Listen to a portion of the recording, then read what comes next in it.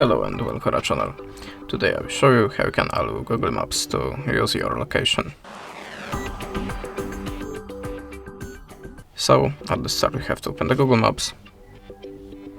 And now just click on this button. Now allow permissions. And that's it. But there is also other way to do it. Just we have to open settings, go to the apps, choose your app list and look for the Google Maps. Now just open it and choose permissions. How you can see now Google Maps have permissions, but if you don't have it, just open the location and add a permission. That's it. Thanks for the watching, leave us a subscribe, comment and goodbye.